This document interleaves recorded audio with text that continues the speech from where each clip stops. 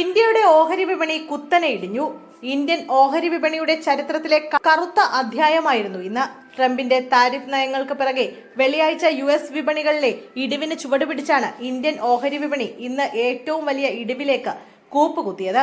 US president Donald ട്രംപിന്റെ പരസ്പര താരിഫുകൾ മൂലമുണ്ടായ ആഗോള വ്യാപാര യുദ്ധത്തിന്റെ ആഘാതത്തെക്കുറിച്ചുള്ള വർദ്ധിച്ചുവരുന്ന ആശങ്കയാണ് വിപണിയിൽ പ്രതിഫലിച്ചത്.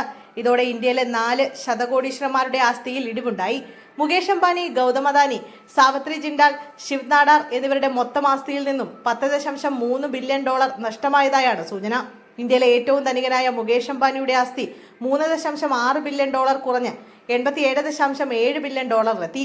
രണ്ടാമത്തെ ധനികനായ ഗൗതം അദാനിയുടെ ആസ്തി $3 ബില്യൺ കുറഞ്ഞ് $57.3 ബില്യൺ ആയി.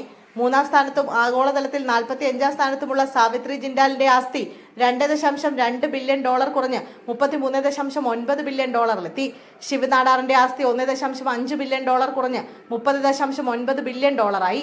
ആഗോള ഓഹരി വിപണികളിലെ ഇടിവാണ് ഇന്ത്യൻ വിപണികളെയും ബാധിച്ചത്. US-ൽ നിന്നുള്ള എല്ലാ ഇറക്കുമതികൾക്കും ചൈന 34% താരിഫ് പ്രഖ്യാപിച്ചതിനെ തുടർന്ന് ആഗോള ഓഹരികൾ തകർന്നതോടെയാണ് അനിശ്ചിതത്വം വർദ്ധിച്ചത്.